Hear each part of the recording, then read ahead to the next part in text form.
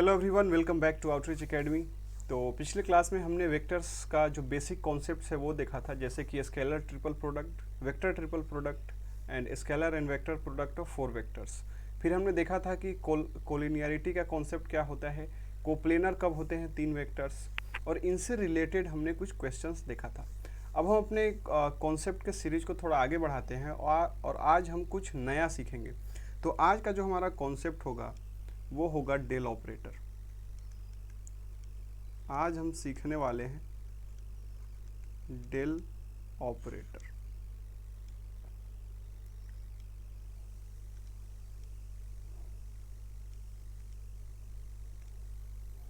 Del operator को हम represent करते हैं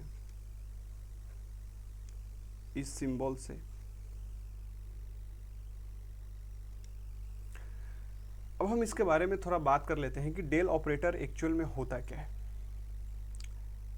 डेल ऑपरेटर एक फंक्शन होता है। जैसे कि मान लीजिए आपके पास y is equal to sine x एक फंक्शन है, तो यहाँ पे फंक्शन जो है हमारा वो साइन है और इसका इनपुट क्या है, x है, और आउटपुट क्या है, y है। उसी तरीके से डेल ऑपरेटर एक फंक्शन है जो कि अप्लाई होता है किसी इनपुट पे और हमें एक आउटपुट देता है। तो अब हम बात करते हैं कि डेल ऑपरेटर का इनपुट क्या क्या हो सकता है। तो डेल ऑपरेटर जो है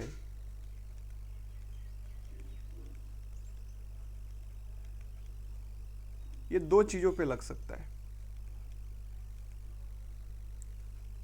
जो इनपुट इसमें हम देंगे या जिस चीज पे हम डेल ऑपरेटर को अप्लाई करेंगे वो या तो स्केलर क्वांटिटी हो सकता है या फिर वेक्टर क्वांटिटी हो सकता है। इसका मतलब ये हुआ कि डेल ऑपरेटर को हम स्केलर क्वांटिटी पे भी अप्लाई कर सकते हैं और वेक्टर क्वांटिटी पे भी अप्लाई कर सकते हैं। अब हम आगे देखते हैं कि जब स्केलर क्वांटिटी पे अप्लाई करेंगे तब क्या होगा और जब वेक्टर क्वांटिटी पे अप्लाई करेंगे तब क्या होगा। तो जो स्केलर क्वांटिटी है इस पे आप डेल ऑपरेटर को अप्लाई करेंगे तो इसको हम रिप्रेजेंट करते हैं कुछ इस तरीके से। और मान लीजिए हमारे पास फाई कोई भी एक स्केलर क्वांटिटी है, तो इसको हम क्या पढ़ते हैं, इसको हम पढ़ते हैं ग्रेडियंट ऑफ फाई, और इसी को हम शॉर्ट में पढ़ते हैं ग्रेड फाई।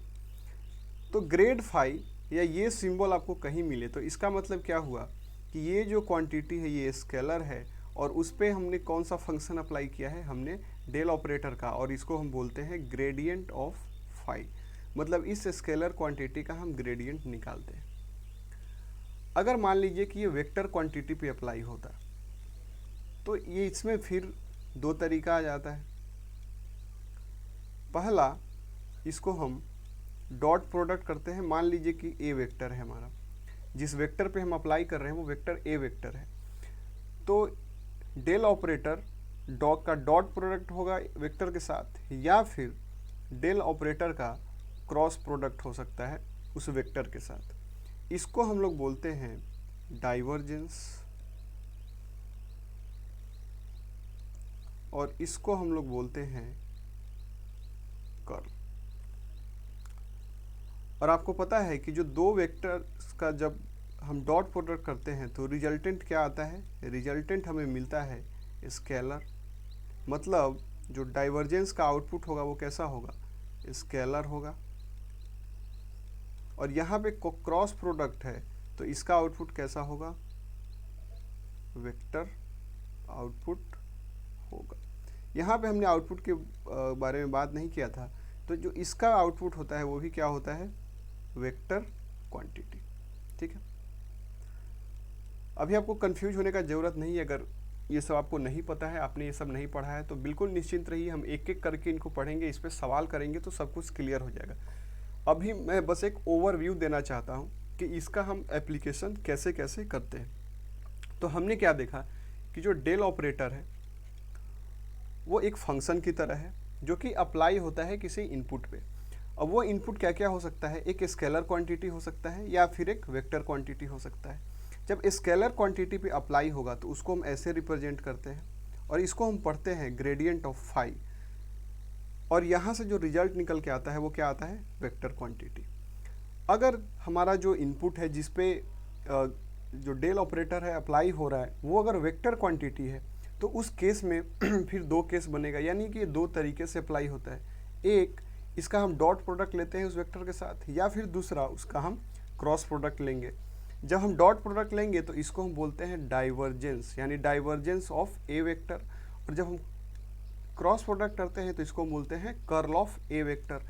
आपको यहाँ से दिख रहा होगा कि डॉट प्रोडक्ट है तो इसीलिए ये स्केलर आउटपुट आएगा, और ये क्रॉस प्रोडक्ट है इसीलिए इसका आउटपुट वेक्टर आउटपुट आएगा, और यहाँ से भी वेक्टर आउटपुट आता है पहले केस से। ठीक है, इतना सा बेसिक हमने समझ लिया कि डेल ऑपरेटर का क्या क्या एप्लीकेशन है। अब हम डेल ऑपरेटर पे आते हैं कि डेल ऑपरेटर होता क्या है, कैसा दिखता है। जैसे कि हमने देखा कि जो साइन एक फंक्शन है तो उसको हम SIN से डिनोट करते हैं, फिर उसका हमें वर्किंग पता है, क्या हम इनपुट डालेंगे तो क्या आउटपुट आएगा। तो उसी तरीके से हम डालते हैं कि डेल ऑपरेटर दिखता कैसे है और ये कैसे काम करता है। अब यहाँ पे आप थोड़ा गौर करें तो ये आपको दिख रहा होगा कि ए तो वेक्टर है और उसके साथ डॉट प्रोडक्ट हुआ है डेल ऑपरेटर का। यहाँ भी आपको दिख रहा होगा कि ए एक वेक्टर है और इसके साथ क्रॉस प्रोडक्ट हुआ है डेल ऑपरेटर का। तो यहाँ से आपको एक क्लियर इंडिकेशन मिल रहा होगा कि जो डेल ऑपरेटर है वो भी एक वेक्टर क्वांटिटी होगा, क्योंकि क्रॉस और डॉट प्रोडक्ट सिर्फ दो वेक्टर्स के बीच होता है, ना कि एक वेक्टर और दूसरा स्केलर या फिर दो स्केलर के बीच। हमेशा ये दोनों चीज़ दो वेक्टर्स के बीच होगा। इसका मतलब ये हुआ कि जो डेल ऑपरेटर होगा वो क्या होगा, एक वेक्टर क्वांटिटी होगा। तो अब हम देखते हैं कि ये वेक्टर क्वांटिटी क्या होता है। तो जो डेल ऑपरेटर होता है उसको हम, उसका जो वैल्यू होता है वो होता है I cap doh by dough X plus J cap doh by doh Y plus K cap doh by dough Z. ये किसका वैल्यू होता है, ये वैल्यू होता है डेल ऑपरेटर का। ठीक है, तो आपको दिख रहा होगा कि क्या है, एक वेक्टर क्वांटिटी है क्योंकि आई जे कैप के फॉर्म में है, और इसका कोफिशिएंट जो है वो डिफरेंशियल है। मतलब जो भी हमें यहाँ पे क्वांटिटी मिलेगा उसको हमको पार्शियल डिफरेंशिएट करना होगा एस के रिस्पेक्ट में, यहाँ पे वाई के रिस्पेक्ट में, यहाँ पे जेड के रिस्पेक्ट में। अभी जब हम सवाल देखेंगे तो आपको अच्छे से क्लियर हो जाएगा। तो सबसे पहला जो टॉपिक है वो हम देखते हैं। हमने ये देखा था कि जो डेल ऑपरेटर का एप्लीकेशन है वो तीन तरीके से है। जो डेल ऑपरेटर है वो तीन तरीके से यूज होता है। पहला, ग्रेडियंट निकालने के लिए, ग्रेडियंट ऑफ स्केलर, या फिर दूसरा क्या था, वेक्टर पे, और वेक्टर में दो तरीके से होता है, एक डाइवर्जेंस ऑफ वेक्टर और दूसरा जो है वो कर्ल ऑफ वेक्टर। तो यही तीन चीज़ हमें पढ़ना है, और हमने यहाँ भी देखा था कि ये जो आएगा वो वेक्टर क्वांटिटी आएगा, यहाँ से जो आएगा वो स्केलर आएगा क्योंकि यहाँ पे डॉट प्रोडक्ट होगा, और यहाँ से जो आएगा वो वेक्टर क्वांटिटी आएगा क्योंकि ये क्रॉस प्रोडक्ट होगा। अब हम देखते हैं अपना सबसे पहला जो हमारा टॉपिक है वो हम देखते हैं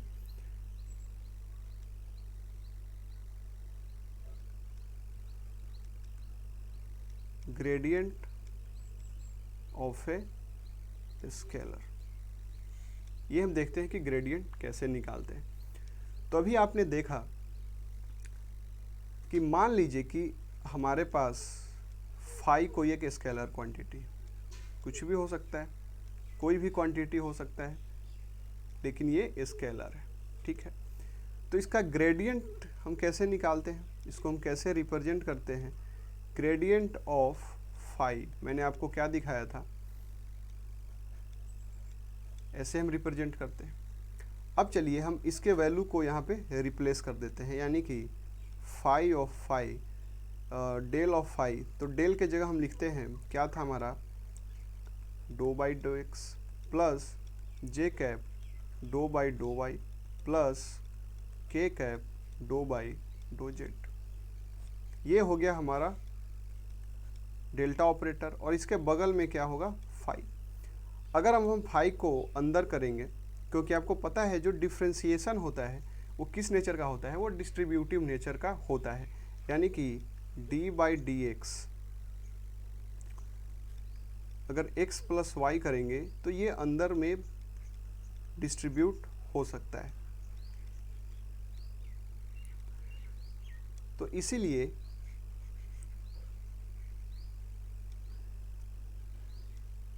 हम क्या कर सकते हैं कि हम फाई को अंदर में भेज सकते हैं।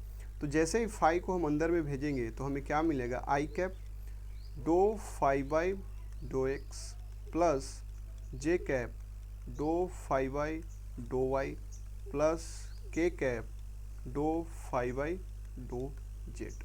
तो ये हो गया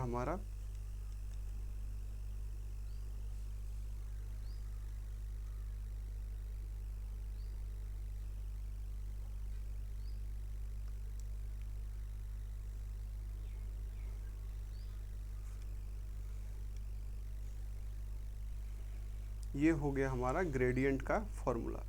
और इस फार्मूला को रट के रखने का आपको कोई ज़रूरत नहीं है, क्योंकि आपको दिख रहा होगा डेल फाई, ये बस याद रखिए और यहाँ से आप इजीली कर जाएंगे। और जब 2-4 सवाल आप प्रैक्टिस करेंगे तो आपको खुद समझ में आ जाएगा कि क्या करना होता है।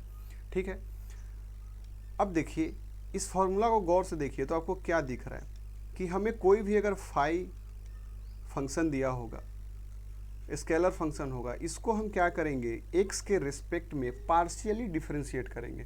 पार्शियली डिफरेंशिएट करने का मतलब है कि एक्स के रिस्पेक्ट में डिफरेंशिएशन होगा keeping y and z constants, यानी बाकी जो दूसरे वेरिएबल्स है उसको हम कांस्टेंट मान के डिफरेंशिएट करेंगे। उसी तरीके से जे कैप के जो बगल में है यहाँ पे है डो बाई डो वाई, इसका मतलब हम फाई को फिर से डिफरेंशिएट करेंगे with respect to y keeping x and z constant.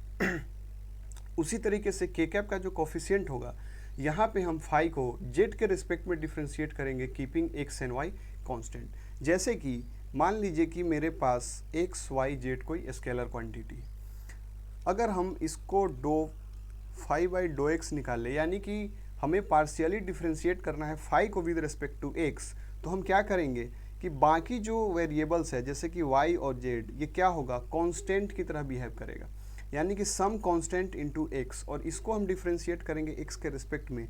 तो पता है आपको क्या होता है, कांस्टेंट एज इट इज रहता है, और अब हम एक्स का डिफरेंशिएशन कितना हो जाएगा, 1, तो इसका रिजल्ट हो जाएगा वाई जेड। उसी तरीके से डो फाई बाई अगर डो वाई करे तो यहाँ पे आपको पता है कि अब जो y होगा हमारा वो वेरिएबल की तरह काम करेगा, और बाकी दूसरे जो वेरिएबल्स है एक्स जेड वो कांस्टेंट की तरह बिहेव करेंगे। तो कांस्टेंट हमारा एज इट इज आ जाएगा, और y को डिफरेंशिएट करेंगे y के रिस्पेक्ट में, तो फिर से इसका वैल्यू होगा 1, तो इसका रिजल्ट आ जाएगा एक्स जेड। उसी तरीके से अगर हम do phi by dough z करें तो यहाँ पे क्या होगा कि जेड जो है हमारा वो वेरिएबल होगा, बाकी सारे टर्म्स कांस्टेंट होंगे, तो एक्स वाई जो है हमारा वो कांस्टेंट हो जाएगा, एक्स वाई जो है हमारा वो कांस्टेंट हो जाएगा, और जेड का डिफरेंशिएशन जेड के रिस्पेक्ट में 1 होता है, इसलिए हो जाएगा ये एक्स वाई। ठीक है, तो इसको हम बोलते हैं gradient of any scalar field. ठीक है, अब चलिए अब हम कुछ क्वेश्चन देखते हैं, और जब हम क्वेश्चन करेंगे तो आपको एक और अच्छा क्लैरिटी मिलेगा। तो जो सबसे पहला क्वेश्चन है कि given scalar field phi is equal to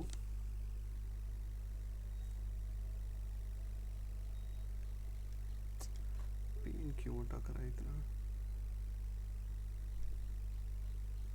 phi is equal to x square y z plus 2y square Z.